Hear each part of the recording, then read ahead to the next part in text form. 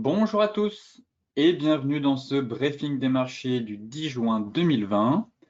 Avant de commencer, je vous laisse prendre connaissance de l'avertissement légal sur les risques.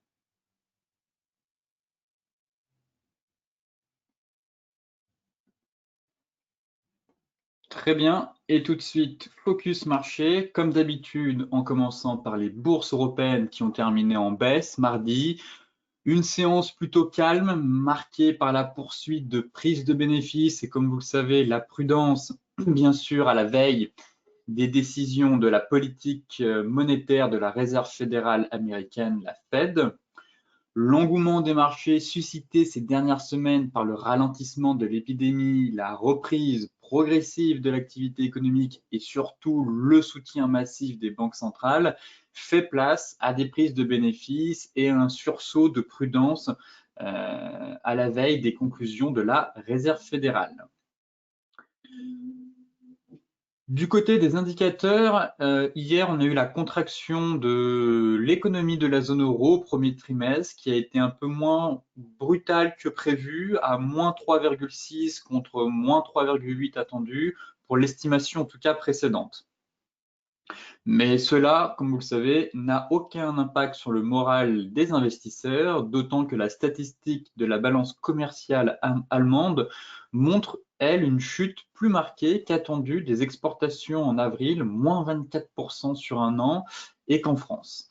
La Banque centrale de France, elle, table désormais sur une contraction de 10,3% de l'économie cette année.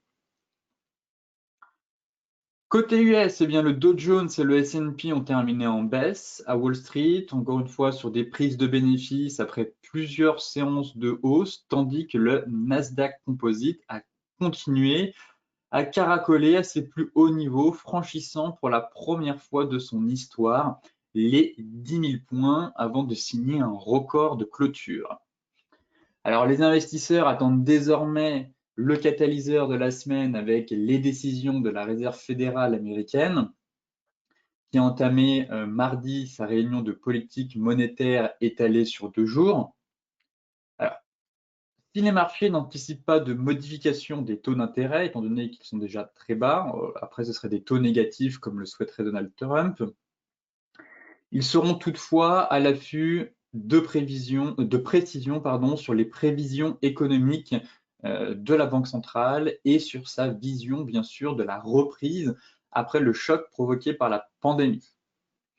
Alors effectivement, les marchés, eux, tablent sur une reprise rapide de l'économie, alors que d'autres institutions comme l'OCDE, le FMI, la Banque de France estiment que la reprise ne sera pas aussi rapide qu'espéré et que on pourrait retrouver les anciens niveaux et des indicateurs économiques, alors leur niveau avant choc Covid, pas avant 2021, voire 2022 pour certains États. Et alors, certains acteurs du marché se demandent en outre si le rebond inattendu de l'emploi aux États-Unis n'inciterait pas la Banque centrale américaine à lever le pied sur les mesures de soutien. Effectivement, étant donné que le chômage a soi-disant baissé, même si lundi, en observant un peu les chiffres, on s'est rendu compte qu'il y avait une erreur sur le rapport et que le taux de chômage ne devait pas être à 13,6 mais plutôt à 16,6, eh bien, c'est un peu la grande question. Étant donné que le chômage a diminué, est-ce que la Fed, elle, va aussi, dans ce cas-là, diminuer son bilan et arrêter de faire une expansion fulgurante, on va dire, de son bilan qui est quand même passé de 4 milliards à 4 000 milliards à 7 200 milliards en seulement quelques semaines, 2 mois et demi exactement. Donc, normalement, si la reprise est si rapide qu'espéré, la Fed devrait arrêter, du moins suspendre à court terme, mais à moyen terme, ces injections de liquidités sur les marchés, puisque finalement, la reprise aura bien lieu. Donc ça, c'est la grande question, ça va être de savoir comment la Fed va se positionner maintenant, ou si au contraire, elle va dire non, la reprise ne va pas être rapide, comme le soutient la Banque de France, le FMI et le SODE. Et dans ce cas-là, elle va encore injecter et soutenir les marchés pour éviter l'effondrement du château de cartes. Côté macro, eh bien, au cas où vous l'auriez manqué, eh bien, le Nasdaq a franchi pour la première fois de son histoire les 10 000 points. En pleine récession, le Nasdaq inscrit un nouveau plus haut historique. Moi, pas en clôture, mais en cours de séance, il a dépassé les 10 000 points. Bien sûr, le graphique qui est en dessous, ce n'est pas le Nasdaq, mais les Fangman. C'est Facebook, Amazon, Netflix, Google, Microsoft, Apple et Nvidia. Donc, c'est la capitalisation boursière combinée des Fangman. Donc, c'est cette société qui a atteint un nouveau plus haut historique à 6 300 milliards de dollars, soit plus que le PIB combiné de l'Allemagne et de l'Italie. Si on remet vraiment les choses en perspective, c'est là qu'on se rend compte vraiment de la survalorisation de certaines classes d'actifs, même si ces boîtes enregistrent de forts bénéfices. Pour rappel, le PIB de l'Allemagne, il est à 3 900 milliards de dollars et le PIB de l'Italie est à 2100 milliards de dollars. Et donc, combiné, le PIB de l'Allemagne et de l'Italie n'atteignent pas la capitalisation boursière de seulement de ces 7 entreprises qui sont Facebook, Amazon, Netflix, Google, Microsoft, Apple et Nvidia. Encore une fois, ça permet de prendre du recul sur la hausse, sur l'envolée même du marché, et de se dire que les marchés peuvent aussi évoluer en trompe-l'œil, puisque les Fangman représentent quasiment 40% de la 40% de la pondération du Nasdaq 100, et actuellement, elle représente aussi plus de 20% de la pondération du S&P 500. Donc, si on devait s'amuser à retirer ces sociétés du Nasdaq 100 et du S&P 500, on se rendrait tout de suite compte que on n'aurait pas du tout, enfin du moins l'indice n'aurait pas du tout la même tête et qu'on ne serait pas à des niveaux aussi hauts. Et actuellement, en tout cas, sur le Nasdaq, nous sommes sur le marché le plus surévalué depuis 2000, enfin depuis 1999, exactement, date de la bulle Internet.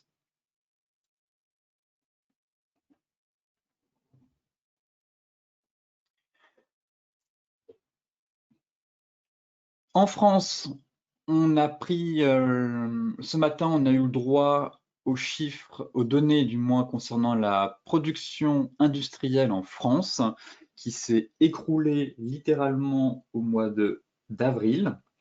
Donc la production industrielle en baisse de 20,1% en avril. La baisse cumulée en mars et avril représente 36%. La France est l'un des pays les plus impactés par le Covid. Effectivement, on a eu les prévisions de croissance pour 2020 il y a la semaine dernière, concernant par le gouvernement, qui table sur une contraction, enfin le PIB français reculerait de 11% selon le gouvernement français en 2020. La Banque de France table désormais sur une contraction, elle, de 10,3% de l'économie cette année, donc à peu près les mêmes prévisions. On est quand même sur une prévision à 2 chiffres, 10,3% pour la Banque de France et 11% pour le gouvernement. Et ce matin, dans ces nouvelles prévisions de croissance, eh bien, l'OCDE place la France parmi les 4 pays européens les plus sévèrement touchés par la crise sanitaire. Et selon elle, le PIB français reculerait de 11,4% cette année, dans le meilleur des cas. Dans le meilleur des cas. Donc, vous voyez, on est aux alentours de, bon, on est quand même sur un chiffre assez horrible, un chiffre aux alentours de 10 voire 11%. Et l'OCDE prévient qu'en cas de seconde vague, le PIB français pourrait reculer jusqu'à 14,1%. Donc vraiment, on est dans une récession historique. C'est vraiment du jamais vu. Enfin, du moins, c'est une récession, il faut remonter après-guerre pour avoir des données aussi catastrophiques. Mais encore une fois, nous sommes toujours dans un marché qui reste très complaisant et qui se satisfait à court terme, encore une fois, du verre à moitié plein et du soutien massif des banques centrales.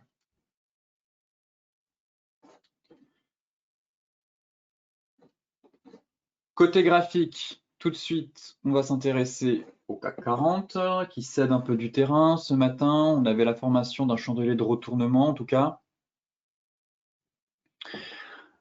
Prudence avec la Fed, j'ai envie de dire quand même, c'est le catalyseur de la semaine, donc on peut s'attendre au pire comme au meilleur. Une prévision alarmiste de la Fed, bon, bah, il engendrait forcément une correction à venir, et puis si elle nous annonce finalement qu'elle va encore injecter des milliards et des milliards sur les marchés, eh bien, ça pourrait encore une fois déclencher finalement un repli et puis une nouvelle vague. En attendant, si on observe les prix, le CAC 40 montre des signes de faiblesse, je trouve.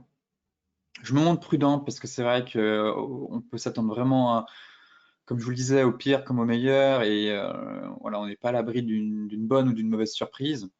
Mais on a atteint le niveau moyenne mobile 200, 5250, c'est vraiment le niveau technique. Voilà, c'est un gros niveau technique, c'est une grosse zone. Voilà, c'est une zone qui fait quasiment 100 points, mais c'est le niveau des 61,8, MM200, 5250. Donc oui, après ce rallye, c'est un niveau, en tout cas, à travailler. C'est un niveau où le marché devrait logiquement se replier avant de repartir, si finalement on est toujours dans cet enthousiasme et cette euphorie ambiante. Mais on est vraiment proche d'une grosse zone. En journalier, on a quand même fait un peu un avalement couplé un peu avec une étoile du soir, je trouve. Et logiquement, bah, c'est un signal de retournement. Donc encore une fois, on devrait corriger sur les niveaux de support. Ce que j'aime bien, c'est passer sur le futur. Et là, on la voit bien. On voit bien qu'on a une jolie étoile du soir, bougie flux, gap haussier, petite bougie, gap baissier, et on clôture à l'intérieur de cette bougie. Donc, on a vraiment actuellement une étoile du soir qui est en train de se former, qui a été confirmée en tout cas. Et cela devrait, en tout cas, déclencher une vague de correction. Donc, si on prend le dernier rallye, ce qui est assez pertinent, c'est de se dire, bon, c'est les 61,8, donc déjà un repli en direction des 50, voire des 38,2. Et si on prend la dernière vague de hausse du rallye de 4002 à 5002, donc c'est quand même 1000 points. Je vais me mettre comme ça. Voilà. Donc on obtient aussi, vous voyez que le niveau des 38,2 de ce rallye s'aligne un peu avec le niveau des 50 de la vague de baisse. Pareil pour le 38,2 avec les 61,8. Donc je trouve que les ratios de la vague de baisse et les ratios du rallye qu'on a eu juste ici sont assez cohérents. En tout cas, entre eux, à quelques points près, ils sont quasiment au même niveau. Donc, effectivement, en cas de repli, ce serait d'aller chercher 4008, voire l'ancien top ici au niveau des 4007. On avait cette divergence qui a été validée aussi. Donc, plusieurs signaux, en tout cas, qui plaident en faveur d'une correction à venir. On avait une divergence baissière sur RSI, elle a été validée hier, et logiquement, ce serait un repli au moins sur les 38,2, voire les 50. Si je mesure la dernière vague de hausse, on peut s'attendre à un repli sur ces niveaux-là. Toutefois, j'invite à la prudence, étant donné que la Fed peut encore une fois nous sortir un lapin du chapeau.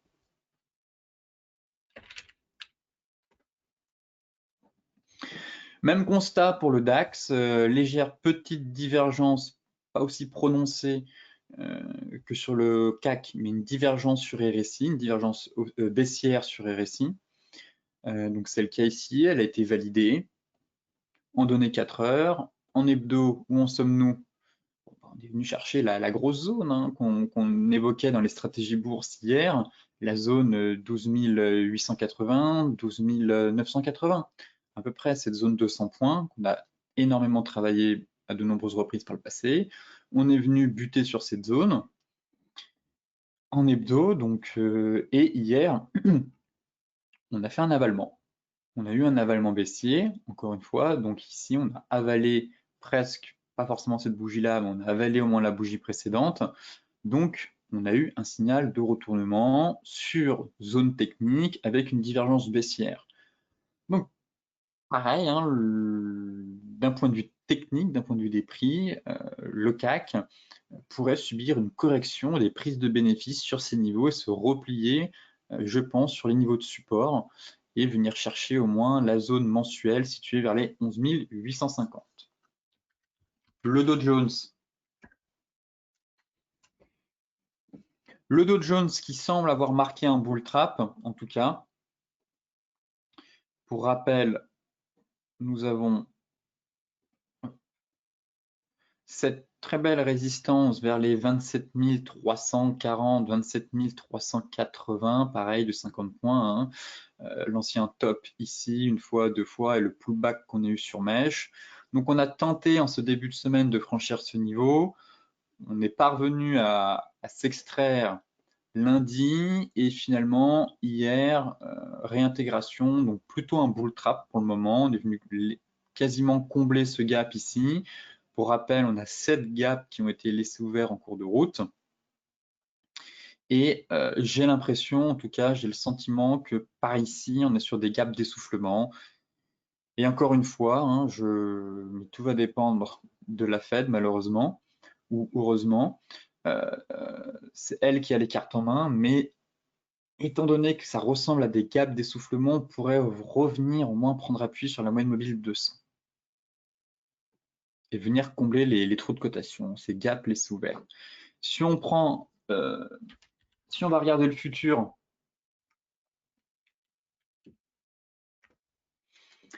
sur le futur, c'est la même chose. On avait cette divergence 4 heures qui s'est installée ici, donc elle a été validée pour le moment, pareil, sur résistance, et ce serait une correction au moins sur une direction de la moyenne mobile 50.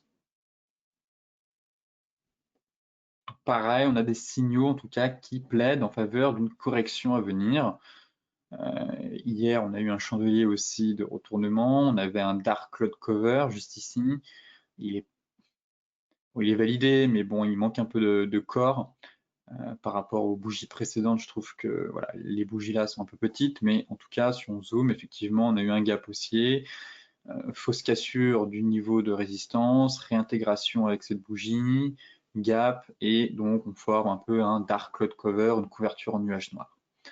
Couplé avec la divergence baissière 4 heures. Donc, plutôt des éléments en tout cas qui incitent d'un point de vue technique à une correction plutôt qu'une poursuite de la hausse. C'est pour ça que, et on est sur résistance, c'est pour ça que j'anticipe plutôt maintenant un repli à venir, une correction plutôt qu'une nouvelle vague de hausse et une nouvelle envolée. Concernant le Forex, bon, on va éviter de regarder les paires en dollars parce que c'est un peu, ça va être un peu casino, faire des pronostics étant donné qu'on a la Fed. On va quand même regarder l'euro USD qui a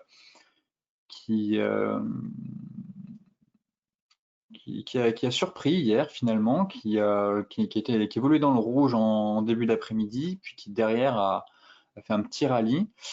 Mais sinon, on essaiera de faire un point plus précis sur les paires en dollars. Pareil, étant donné qu'il y a la Fed, en fait, on mieux vaut attendre demain que les investisseurs aient eu le temps de digérer toutes les annonces de la Fed, et donc ça permettra d'avoir un peu plus de visibilité.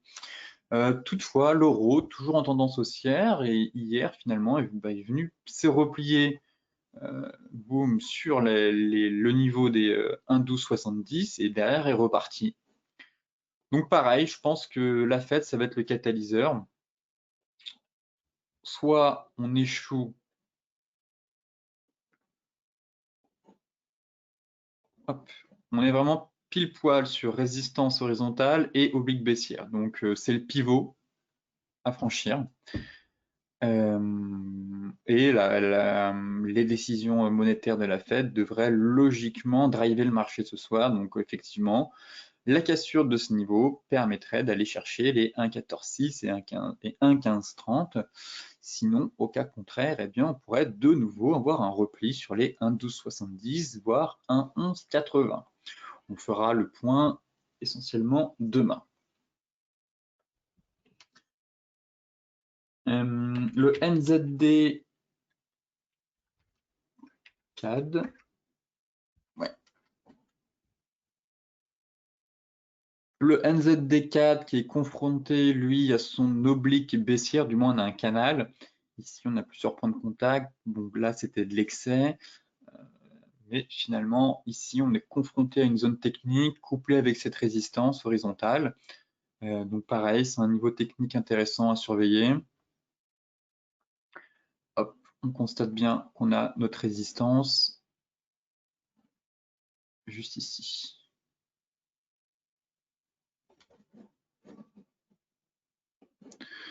Donc on a fait une résistance, on est en train de former un avalement. Du moins hier, on a formé un avalement baissier sur cette zone. Et là, actuellement, les cours sont en train de tenter presque d'annuler cet avalement. Donc il sera vraiment annulé en cas de clôture au-dessus de la mèche, au-dessus de cette résistance. Mais sinon, actuellement, on est dans une zone chaude, résistance et borne haute du canal baissier.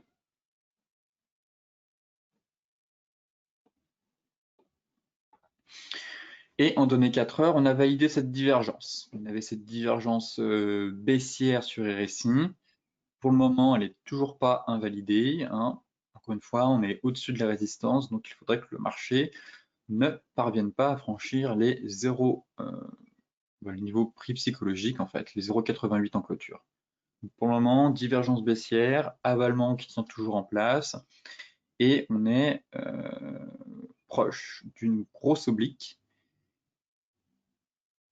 et d'une résistance horizontale. L'euro GBP, toujours dans son range, ici, un petit bull trap, un petit bear trap ici, en données 4 heures, toujours dans le range. Est-ce que,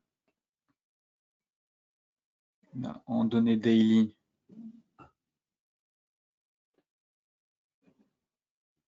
bon, le marché hésite. On fait le yo-yo entre notre fameuse zone des 0,8950. On va essayer d'assiner tout ça en données 4 heures. Effectivement, donné 1 heure, on avait le sentiment qu'il y avait une épaule, tête, épaule.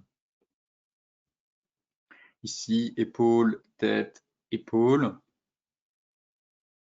Mais derrière, le marché ne part pas. Donc, soit on va repartir dans un range, soit épaule, tête, épaule, complexe. On pourrait faire une deuxième épaule un peu larvée, vous savez, un peu le principe de l'épaule, tête, épaule complexe. À voir. Un peu compliqué de savoir si on n'est pas. On a l'impression d'être dans un range, mais on va pas non plus à la borne haute, on casse, mais on n'a pas vraiment envie de casser.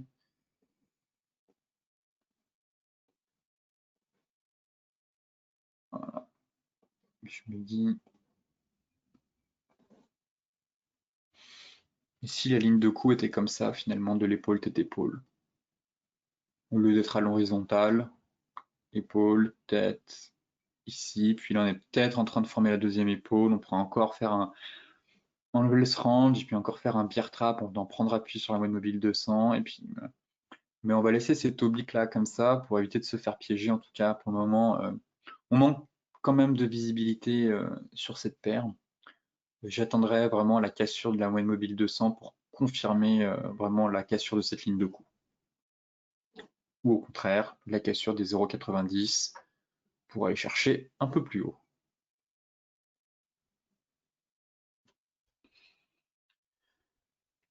L'euro AUD. L'euro AUD, trading range, j'ai l'impression. Alors, on va se mettre en données daily. Donc, on a tenté de faire un bel avalement hier. Bel avalement, en tout cas. Donc, il n'est toujours pas invalidé. Hein, pareil, encore une fois, il sera invalidé sous les 1,6055. On est sur support. On le voit très clairement ici. Il y a de nombreuses reprises par le passé. On est venu tester, voilà, la zone de support ici,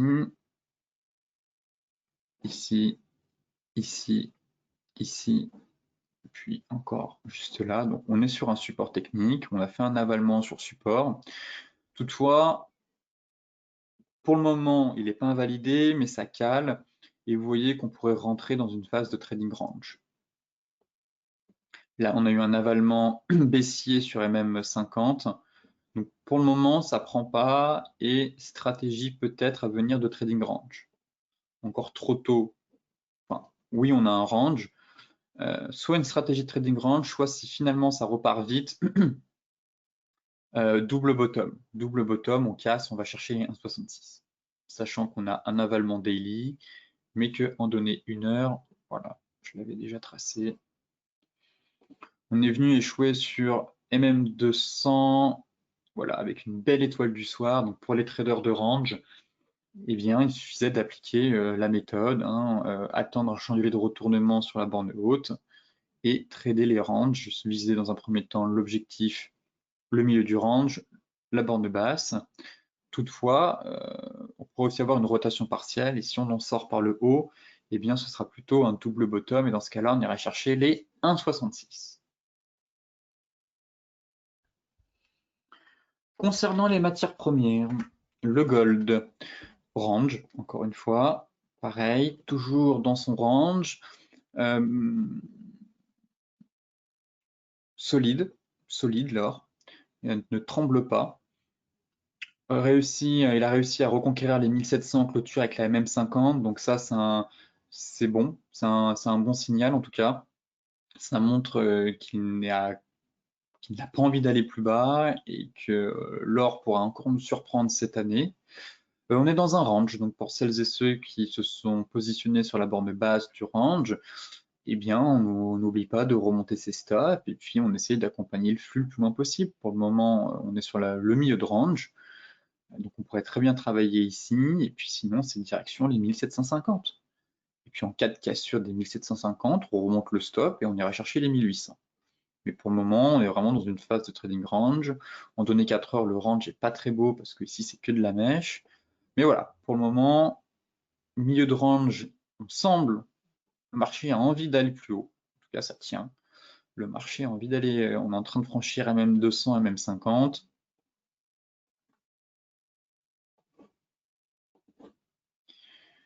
Est-ce qu'on n'aurait pas un peu un élargissement de sommet comme ici?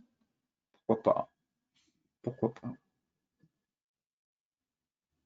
Élargissement symétrique de sommet.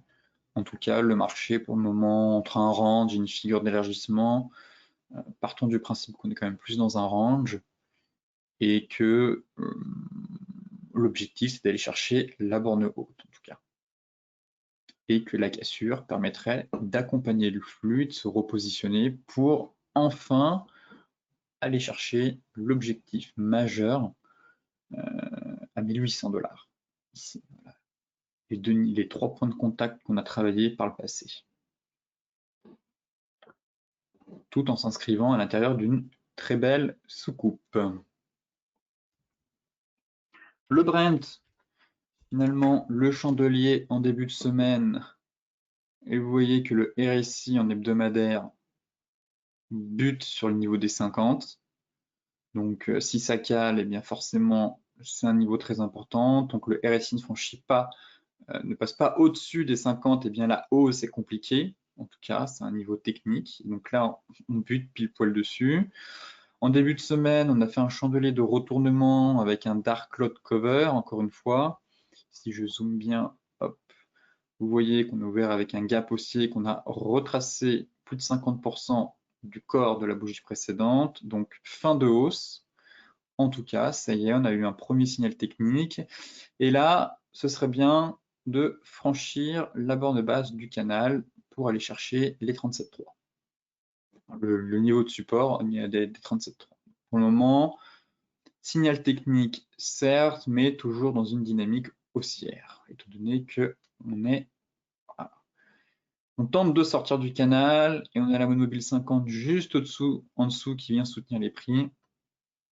Et on a aussi l'ancien top. Donc on est toujours dans une théorie de dos, hein, des plus bas et des plus hauts de plus en plus haut, clairement. Il y a eu un signal technique ici, mais pour une accélération baissière, il va falloir franchir l'ancien top juste ici. Voilà. Donc, couplé avec la borne basse du canal haussier et de la moyenne mobile 50. Donc, la cassure de ce niveau, ce prix rond des 40, permettrait d'aller chercher les 37,3 dans un premier temps.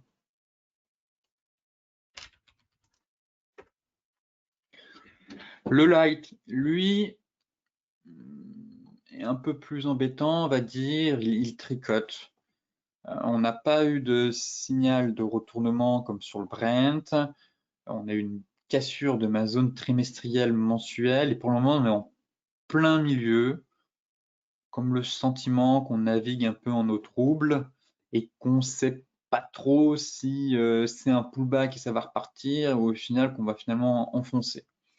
Si on regarde le Brent, on a plutôt un Brent qui commence à céder du terrain, qui manque de souffle, enfin, qui s'essouffle plutôt, alors que le WTI, lui, se cherche un peu, il est sur support. Il est clairement sur support, on n'a pas enfoncé de... donc là, pour le moment, c'est encore un peu tôt pour affirmer qu'on va voir un repli sur le WTI. Bon, on a cassé notre oblique haussière, mais encore une fois, hein, c'est pas parce qu'on casse. Vous voyez qu'ici, on travaille, comme sur le Brent, on travaille l'ancien top. Et c'est pas parce qu'on casse une oblique haussière que le marché va baisser. On peut très bien casser une oblique haussière, et il n'y a pas qu'une tendance haussière ou baissière, hein, il y a aussi les tendances, la tendance latérale, hein, une phase de latéralisation. Donc on pourrait très bien aussi entamer une phase de latéralisation.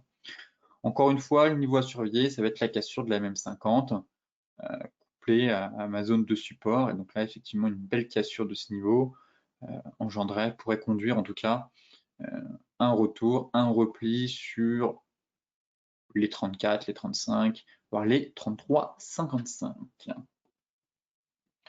Pour terminer, le Bitcoin. Mais encore une fois, on s'ennuie sur la crypto-monnaie. Il ne se passe strictement rien. Donc ça va être plutôt court, hein. Enfin,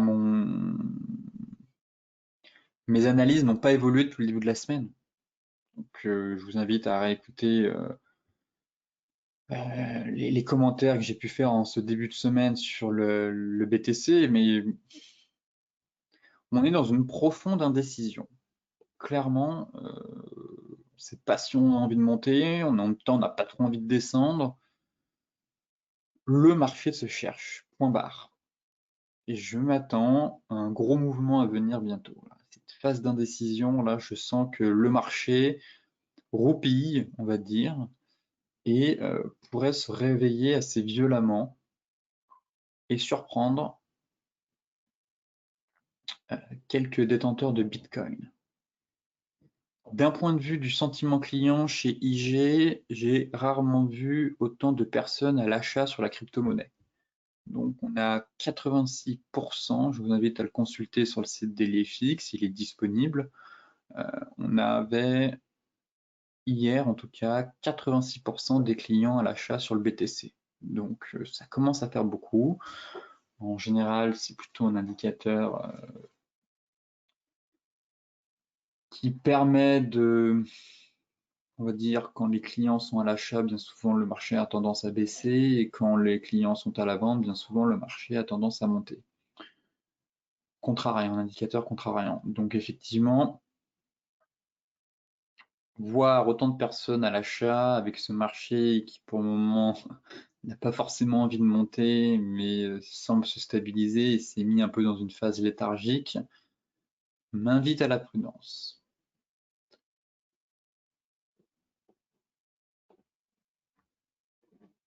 Et on reste toujours capé par cette oblique baissière qui, pour moi, me semblait pas très importante, mais apparemment si.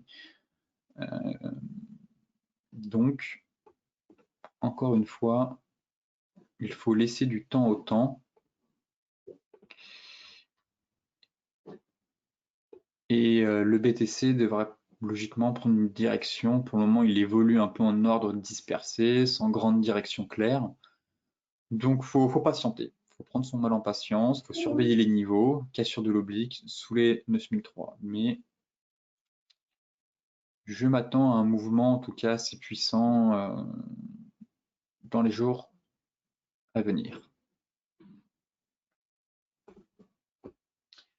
Sur ce briefing des marchés touche à sa fin. Comme d'habitude, pour celles et ceux qui souhaitent consulter l'intégralité de l'article, je vous mets le lien dans la description de la vidéo.